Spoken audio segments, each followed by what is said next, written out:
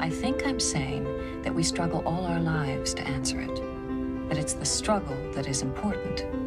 That's what helps us to define our place in the universe. This is Beverly, Dr. Beverly, Dr. Beverly Crusher. Honest. Forceful. Trusting. Brilliant. Strong. And adventurous. And this is Crusher Combo. Hey guys, and welcome to Crusher Combo, where we're crushing the conversation one episode at a time. I am going to be discussing episode 3 of Star Trek Lower Decks, which was the best exotic nanite hotel. There was a lot of TNG references in this episode. One little con, Wesley wasn't mentioned once, but that's okay. I forgive Mike and the team. I was just hoping maybe a little reference might have been mentioned, but it's totally fine. But I am super excited about this episode. There was a lot going on. And yeah, I think we would just go ahead and jump right to it. Now, I am live right now on Instagram and of course YouTube. So please, if you are here, please say hi and I will mention you in the comments. And yeah, so let's go ahead and get started. See if you can get in good with her, Mr. Boimler. Okay, yeah. There are a lot of kids on that hill. I can handle this. See you at the bottom, bras. This canary is about to fly. Oh, wait. Easy does it. Canary? It's hard to think of an animal that's good at skiing. That was funny because there was a few things that I wasn't sure about. I was watching it at work and I was watching it at home and things like that. And as I watched it a few more times, I realized that the canary thing came from Jet in the beginning because Boimler gets, he's supposed to be going with Mariner and the gang to this hotel to stop the nanites. And then, of course, Boimler gets stopped by Ransom and he's like, no, you're going to be doing a mission with us instead. And, of course, Jet shows up and he has no hands and he's talking about, canaries and this and like just going off and freaking out Boimler right before his adventure. And so I heard canary so many times and I was like, why is he saying canary? And so I thought it was kind of funny because even they didn't understand why there was a canary reference. So we were all in this together. But like I said, there was loads of TNG references in this. I had they mentioned the Dixon Hill slot machines, the vibe tubes that we're going to talk about was from We'll Always Have Paris. And of course, there was a mention about Chain and Command because this is when they're going undercover. So Boimler is helping Ransom and I can't think of the engineer. Okay. He was pretending his name was Gilbert, but then he wanted to Billings? Oh my gosh, I'm drawing a blank. But they're going undercover, right? And so Boimler says something to the effect of, are we going to be wearing the black, like the black outfits? And so that was a total chain of command with Picard, Crusher, and Worf. So yeah, I thought that was hilarious. It was really of a fun episode. The one thing I was struggling on wasn't really the Boimler stuff. It was the Jennifer and Mariner stuff. I was excited that they were bringing Jennifer back. The last time we had seen her was when, Mariner got sent off to Starbase 80 and because they thought she was a traitor and this whole thing that had happened. I believe that was in season 3. So we really hadn't heard much from Jennifer. And of course, we just assumed that they broke up. Well, apparently Jennifer didn't know that they broke up. And so but the way she was acting, I was all like, gosh, this doesn't seem like the same Jennifer. And I was kind of taken back a little bit. And I was kind of thrown off by her behavior. And of course, Mariner is kind of learning about herself as she was talking to Rutherford and Tendi and T'Lyn. She's like, yeah, I broke up with her. And they're like, well, did you talk about it? No, I just ignored her. She got the idea. And it was like, I don't think she did. But for Mariner, it made sense because she's like, I haven't talked to her forever. So of course we were broken up. Like we haven't been a couple. We've been on the same ship for this whole time. Have not seen her. So that's where I was getting a little confused. And I wasn't sure if I missed anything. Basically, I was Mariner. I was very confused. I wasn't understanding the whole situation. But so before I kind of get into the whole Jennifer and Mariner situation, Boimler's excitement to be with Ransom and the engineer that I can't think of. And I wrote my notes on my pad. Yeah, he's just excited to be with the big boys. He was all, gun-ho about this. Of course, then he got saw Jet and got into his head a little bit, but then he was a little excited knowing that it was going to be undercover. So when he said black bodysuits is what he had mentioned, so I knew that was from Chain of Command. One other thing too is when they were thinking of their names, this was just kind of a little funny area.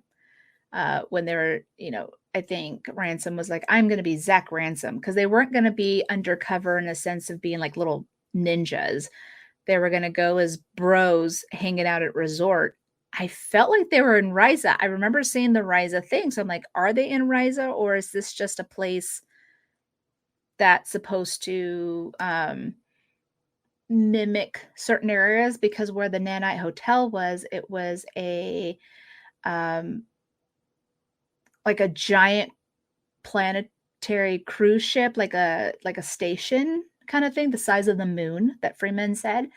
And so I think they were in there. So it wasn't Ryza, but they had areas that looked like Ryza. And I remember the bar said Ryza on it. So I got a little confused on that, but I believe that's what they were doing.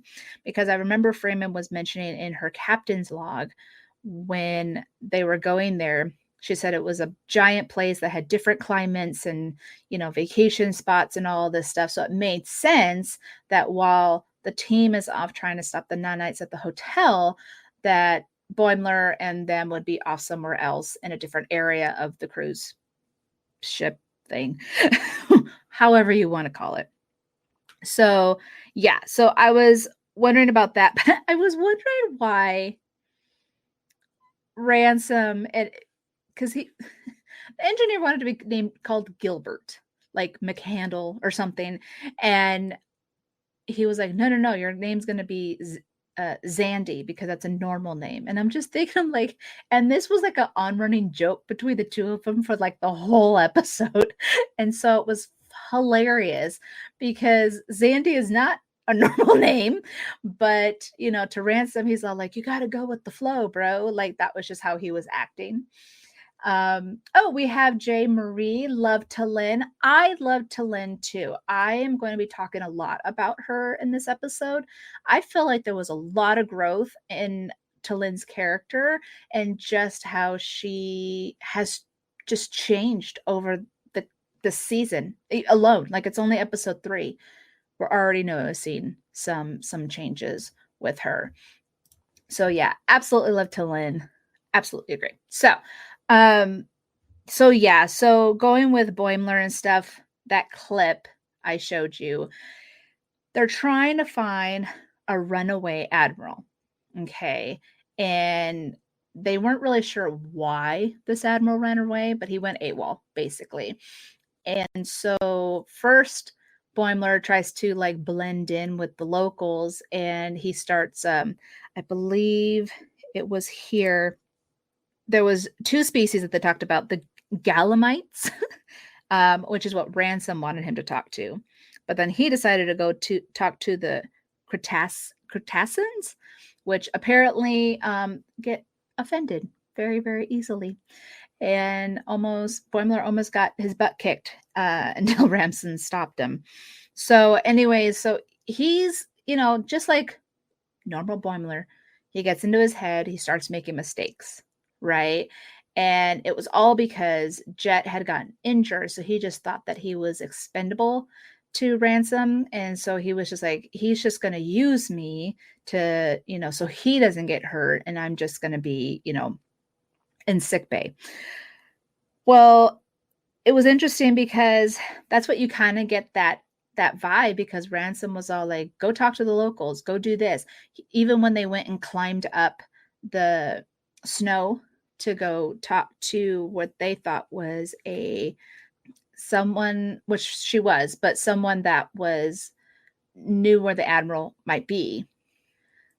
He was like, go follow her. And at first, Boimler's like, sure, it's an easy slope. I'll be able to handle it. Of course, that's not what happened, right? She decides to go off on the very dangerous section, and that's when Boimler's having a heart attack. Hilarious while he landed on that. I don't know what that creature was that he landed on, species, alien, whatever you want to call it.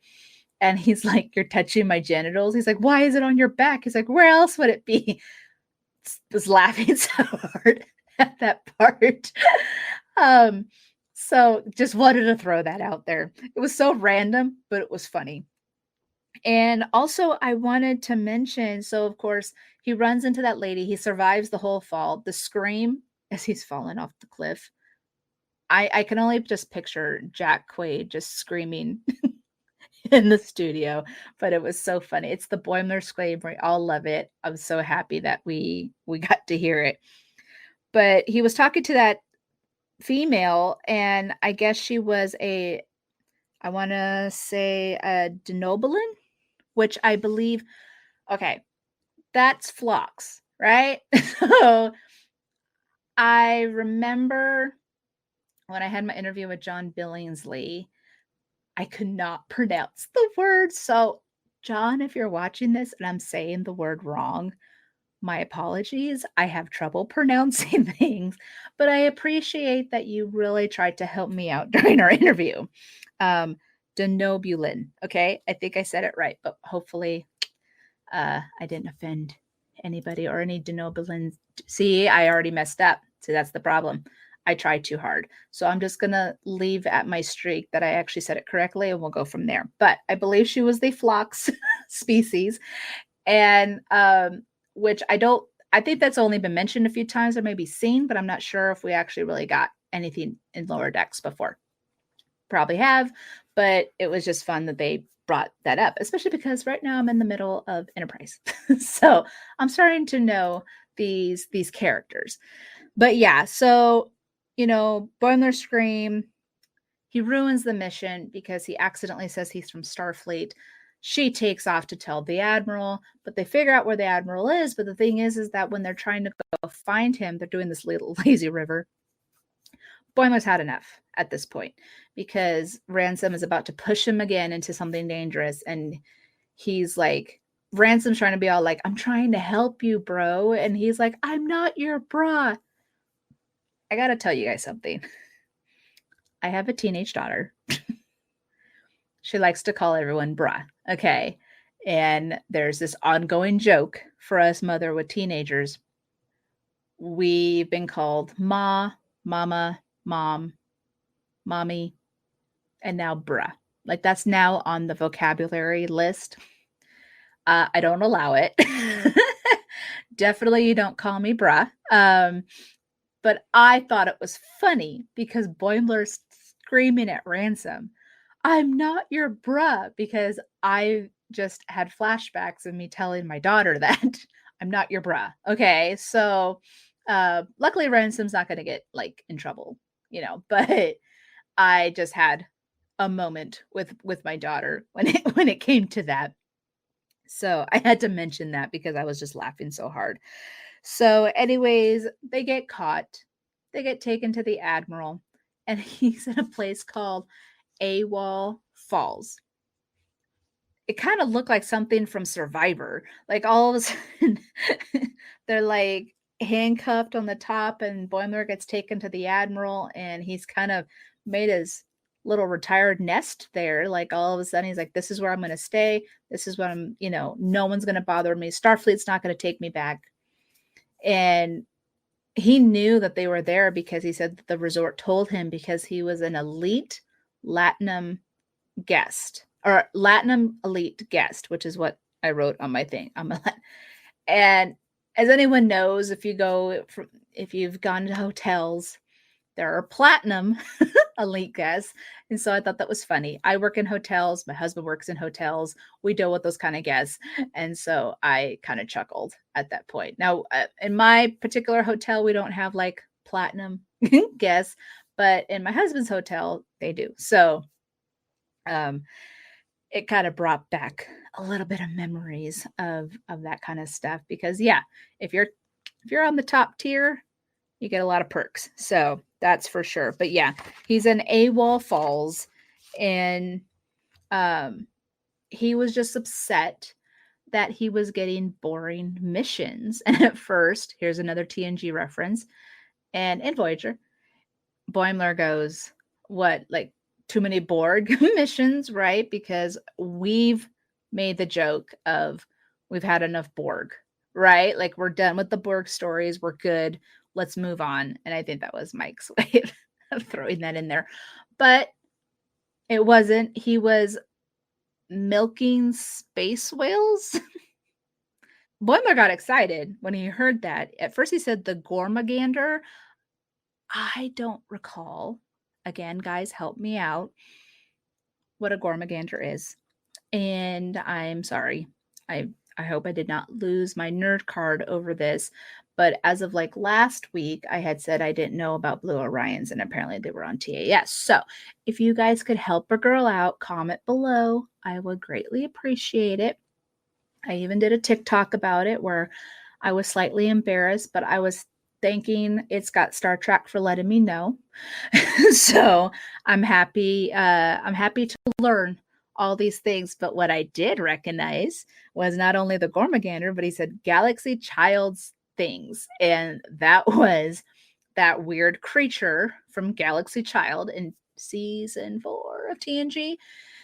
And that was the one where they accidentally killed the mom. Okay. And Beverly had to do a space C-section with a laser. If anyone puts down Beverly's skills, okay, just remind them that she did a C-section on a giant alien space thing. Like it was huge, okay, the size of the Enterprise practically. And she did a C-section with the laser from the ship. So just a reminder that Beverly is awesome. Okay, so that was another TNG reference, and I was very excited because I recognized it. And of course, I think it was also kind of a joke because he was talking about milking space whales, right? And that was the whole point, that little Galaxy Child landed on the Enterprise because it was milking off of the Enterprise. It thought that the Enterprise was its mom, and it was quite sad, but it found its family, and so it was a happy ending. So, but it was just very funny that they had mentioned that. After Boimler had talked to the Admiral, he was kind of like, oh, well, maybe I might stick around because, my superior officer is trying to kill me. And Ransom admits that he wasn't trying to push Boimler into doing something that he didn't think that he couldn't do. He said he needed Boimler. He's like, you're a smart officer. You know how to put things together. You know how to, solve problems quickly. He's like, I needed that for this mission.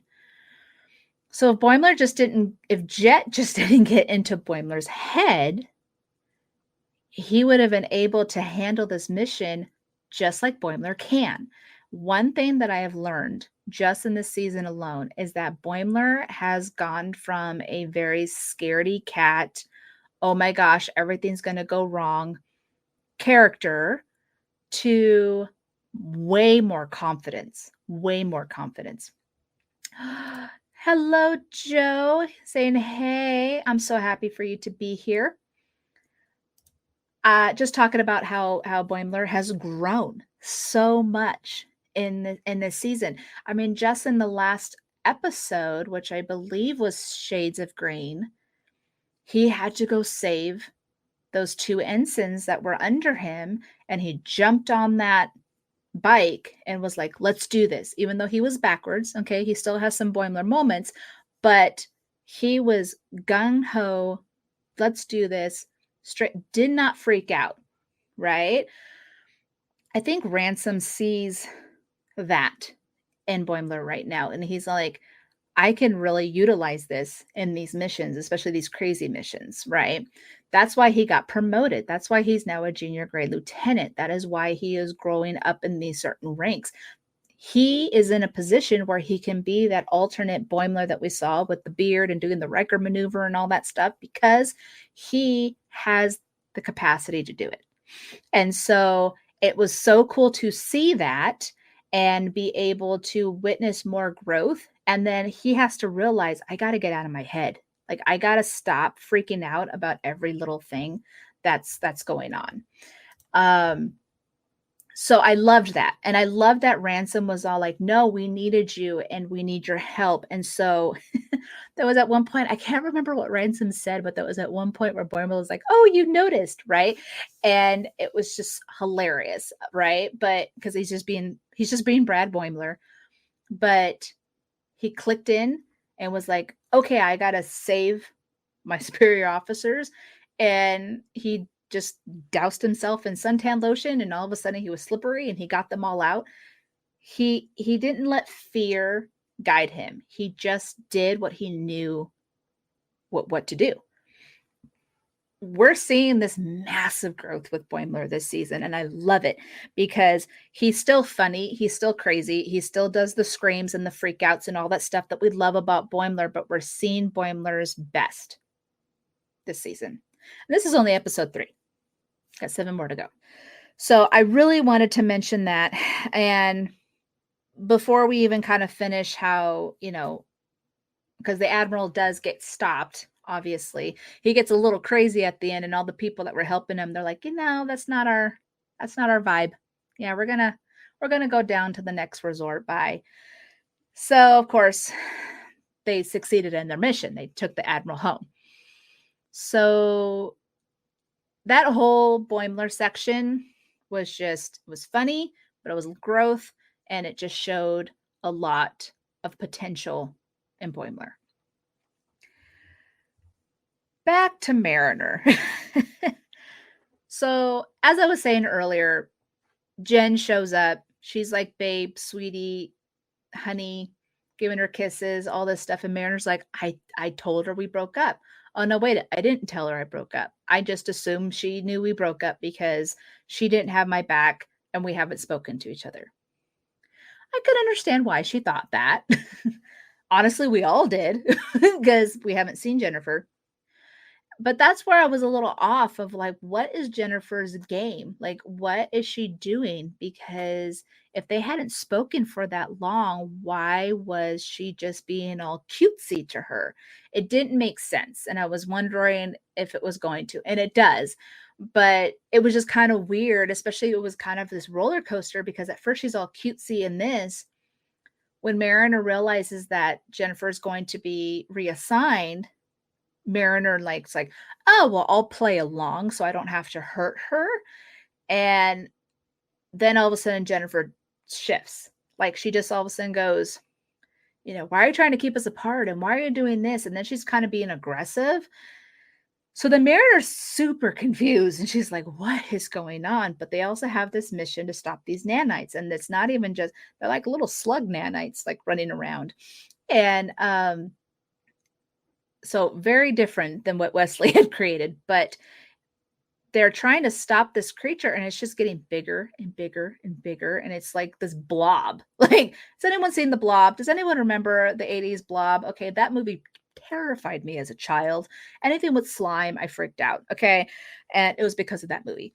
And that was kind of what was reminding me because they weren't sure exactly what was causing the nanites to go crazy at this hotel.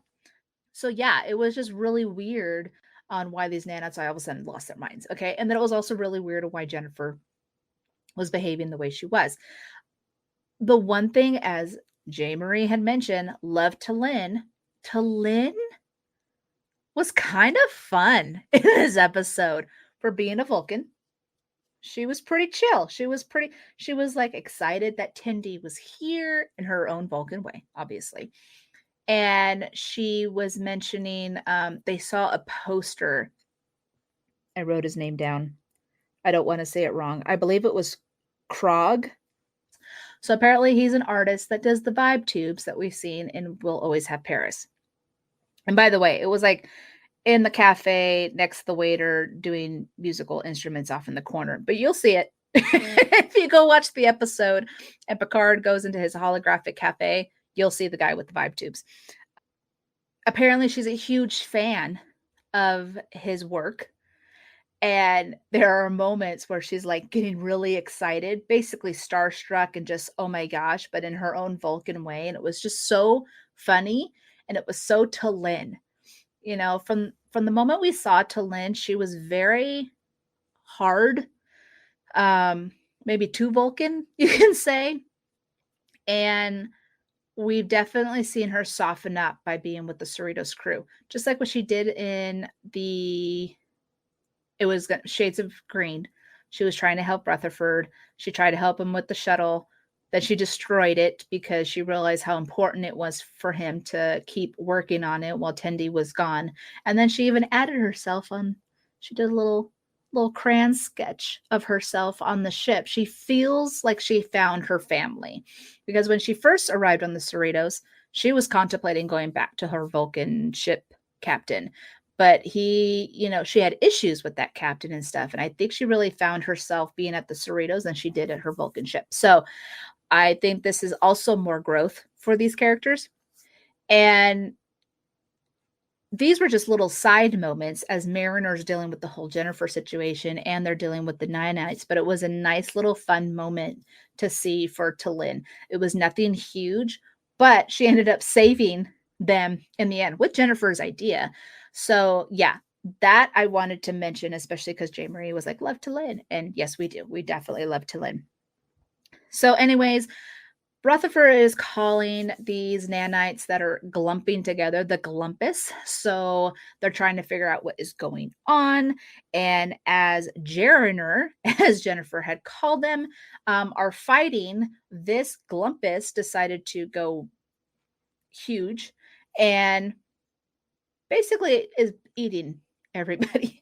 It was like Pac-Man. Pac-Man was running around eating ghosts. Okay. So now it was up to Jennifer and Mariner to go stop this giant thing. And it looked like kind of like a D&D dice. Like that's what it looked. I was just looking for some numbers on all those different ends. But, Talin and Tendi and Rutherford were all stuck in it. And a bunch of also the locals, even Krog. And so as they're figuring it out, all of a sudden, Mariner goes, we broke up. Like, we're no longer together. And Jennifer's like, I know. Now, Mariner's like, well, what the hell? Why are you even pretending we were dating? She's like, because you did it on your terms. She's like, you didn't let me apologize. You didn't let me explain myself. You didn't let me just express my feelings about what had happened. And then you completely ignored me. And I was like, okay, so she was playing Mariner to get her to admit and be like, I needed you to break up with me properly, not just on how Mariner handles things, which is brush everything under the rug, right? Because that wasn't fair to Jennifer. And she had to really get Mariner to understand that. Now, obviously, a lot had happened from when Mariner got put on Starbase 80 to now. So they probably were doing different assignments. They were probably doing different things. So she never had that closure. And now that she was supposed to be reassigned, she's like, this is my moment. This is my moment to finally have that closure from Mariner so I can move on. I was like, this all makes sense. But Mariner and her growth is taking a step back. She has to take a step back and realize, because she was always go, go, go. She was always focused on, I don't want to say she was focused on herself, but she was always focused on just like not being responsible for everything. So even in relationships with her parents, always being a lower decker, she needed people to wake her up and be like, look, you are more than this. You might be afraid of growing into an authoritative figure, but there's a reason for it, because you're good at what you do. And it took her friends, because she met Tendi and then she has Rutherford and Boimler, to get her to understand that. And even it got her to even try this relationship with Jennifer. It didn't work out, but that was her stepping out of her box, right? Stepping out of her comfort zone. So again, more surprises. And one thing that Mike McMahon had said in my interview with him is that when I had said last season we saw her go full circle about her thing with Ceto. How does that play in this season? And he goes, Mariner is freed. Mariner's freed. She's now like able to take that weight off of her shoulders of all the pain that she had felt from losing Ceto and finally just move on with her life and become who she's supposed to be. Might not be a captain. It might not be, anything high ranking or something, but she's good at what she does and she has to acknowledge that. And it's more so than just hearing it from her mom or from her friends. Even Jennifer was like, I really liked you when you were bad, and that's what made us a good couple, and we're not a good couple anymore. She's like, but I still appreciate you, right? I still care about you, but I have to do this for myself. And Mariner had to hear that. And it worked, right? So again, all this comes down to them having their closure, and then it's time to save everybody. And that's where the vibe tubes come in, because they jump into the giant glumpus, and the vibe tubes are in there, and they need to disrupt the signal so then it could just explode, basically. And so because Talyn was such a fan, she decided to use the tubes. It basically did this. It kind of, this is so horrible, but it reminded me of the crystalline entity where it was too much vibration and it exploded. I think that's what they were going for. As much as the crystalline entity was a horrible creature, it was really sad on how it was destroyed. So we're not going to get into that. But yes, that was another TNG reference, in my opinion. So anyways, they finally save everyone, and come to find out these nanites are being controlled by a very tiny, tiny little I want to say microchip. I don't know if that's what they called it, but turns out, and I think I wrote it down here. Yeah, here it is. It was a very microscopic Intrepid class ship, which I believe is the Voyager. And she was saying that they got caught in a parallel universe fissure and sent them into their universe. She was Captain Tersal of the Endeavor. And it's been a horrible month. To Mariner, she was like, only a month? Because at Voyager, it was years. It was 7 years that they had still been in the Delta Quadrant. So she lost her mind of only a month, but they were able to get out. And unfortunately, they're supposed to be small, but maybe not that small. And this is where Brad was like, or Boimler was, I know what can happen. And so the Admiral had something more fulfilling to do. I'm going to try and get this tiny little ship back to its universe. And so that was his goal, right? No more milk and whales. It was now time to help this tiny, tiny, very small little ship. So everything kind of came full circle for both stories. And of course, it always interlocks somehow. And of course, they're at the bar and Mariner's all like, yeah, me and, Jennifer just worked it out. And, we stopped the nanites, and Boimler's all like, yeah, I helped the Admiral realize what his potential is. And, they're excited for each of them, right, to show how much they've grown and how well they did. And, even with Boimler trying to grow his little mustache because he's trying to become like that Boimler he saw in the other universe. There's a lot to do, but he's definitely getting there for sure. If someone actually can answer this question, so do Andorians, I believe that's what Jennifer is, right? An Andorian. Are they always like mortal enemies with their exes, or was that just a Jennifer thing? I'm still going through Enterprise, so help me out. Abby, Chris, I would greatly appreciate it. So yeah, it was just one of those things that, we just saw a lot of growth with these characters, and it was really funny. And I realized though, we didn't see Captain Freeman until the end. We heard her log, her captain's log in the beginning, but we didn't see her at all. We didn't see Shax or we didn't see the doctor. So Tiana. So yeah, it was interesting that they were not a part of this story. So maybe we might have an episode or two where they really focus on those characters, because this is the final season. So I would love to see more of them. And of course, I love the doctor. So I have a thing for, orangish red-haired doctors. So, but anyways, and then of course it ends off with Jet, because Ranson's like, we have a dangerous mission. Let's find Jet, and Jet's running.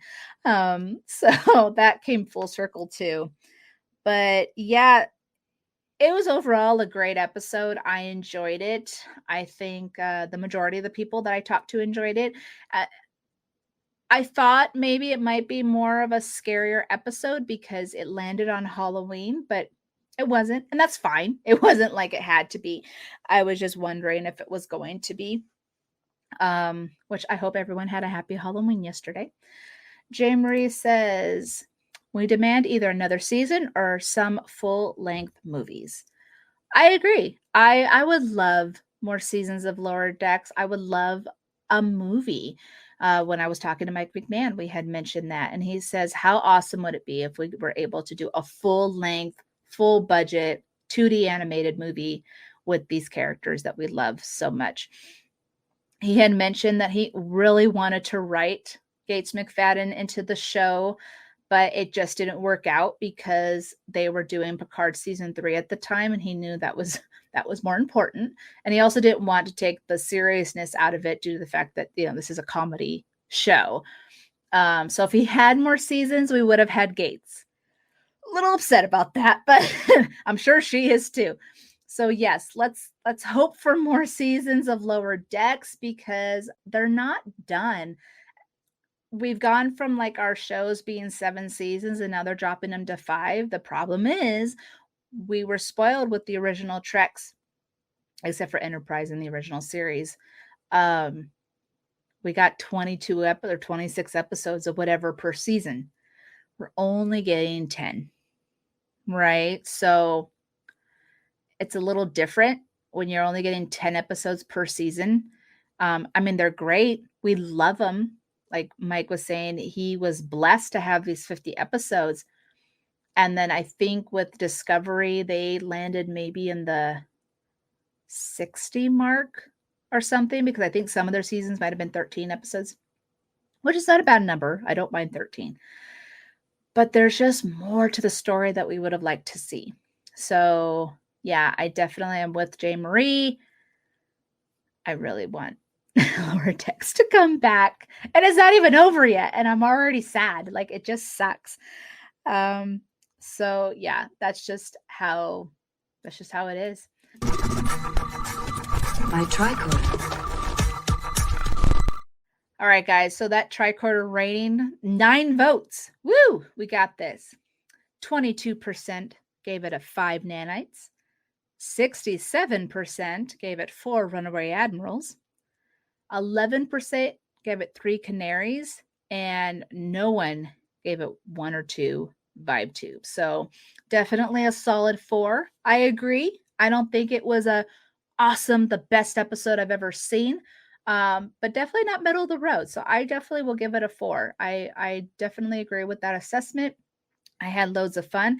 Like I said, it took a couple of times of watching the episode for really me to see what they were trying to do with these characters and what was going on. Like I said, at first, Jennifer just seemed off to me, which was most likely the point. But, it took to the end to realize what she was doing. So once I kind of knew what was happening, I was like, okay, now it makes a little bit more sense. So I'm glad that that was there. J. Marie says, movie on the big screen, ? He would love it. I know he would love to have a movie on the big screen, or maybe a movie on Paramount, like we're going to get Section 31. No idea. It's a dream. It's not anything that's happening. But I think we all would have loved to see a movie. And honestly, yeah, it would be cool to see it on the big screen. Can you guys imagine going to the movie theaters to see Star Trek Lower Decks? I would go multiple times. I would have a blast doing that. So the next episode is called A Farewell to Farms. Again, don't know how to take that title. Not really sure what to do with it. But maybe I might have some help because I have requested Larry Nemechek to be my guest next week. We're going to be talking Lower Decks. So I'm super, super excited. Last time I talked to Larry was when I interviewed him last year. It's been a year later. And, you know, we talked about his life and his career and just, you know, him being a Trekkie and his life devoted to Star Trek. And so, you know, kind of want to pick his brain a little bit as I'm still learning. Like, even, like I said last week, didn't know about Blue Orions. And it was because it was a TOS character. Haven't seen TAS. So it was one of those things where I was like, okay, I still have a lot to learn. But Mike said, you know, give me time.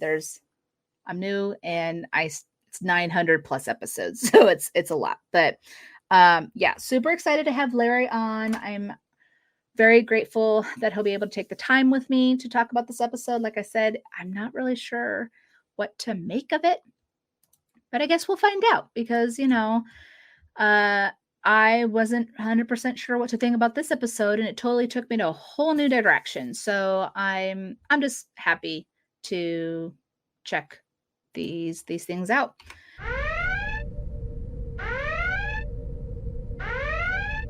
I want to go ahead and talk about Trek Talks, January 18th, trektalks.net. Follow them on the socials at Trek_Talks and their YouTube channel, which is Trek Talks Telethon. This is where they raise money for the Hollywood Food Coalition. I hear that they're planning something big. I can't wait. I am super excited. I don't know what it is, but I will be there and I hope to see you guys as well. You can listen to us on Apple Podcasts, Spotify, and Good Pods of all my audio versions of these YouTube videos. You can buy Crusher Combo merch at TeePublic. You can be a Patreon member for as low as $3 a month. And a Admiral Patreon shout out to Engineer Mark for being a Patreon member. Thank you so much. You can also buy me a coffee. Just do a one-time support. I am on Blue Sky, TikTok, Threads, and Instagram. And don't forget, guys, that all my Be Kind Like Crusher proceeds will go to Trek Talks next year. And I did change up the design a little bit. So if you want to check it out, just go over to my TeePublic store. I just had the Be Kind Like Crusher, didn't make any sales. And I had done another design called Do It for Beverly, which was Major Mel's quote to herself through life. And if you don't know about Major Mel's story, she is in Nana Visitor's book. She's in the back. And she's a friend of mine. Love you, Mel. And I decided to do this t-shirt designed for her. And so it got a couple of sales. People enjoyed it. So I was like, oh. So I decided to kind of change up my Crusher Kindness shirt and added a picture of Beverly with some cool designs. And so, you know, I hope you guys enjoy it. So if you want to help with the proceeds, and because like I said, all those will be going to Trek Talks, just go to my TeePublic store and buy the Be Kind Like Crusher t-shirt. Okay. But anyways, guys, this was loads of fun. Thank you to Jay Marie and Joe Admiral Funnest Frontier. Total fun. Thank you guys for joining me tonight. Thanks to those who have been watching. And of course, as always, I will see you next week on the next react and review of Star Trek Lower Decks. And of course, live long and prosper. Crusher out.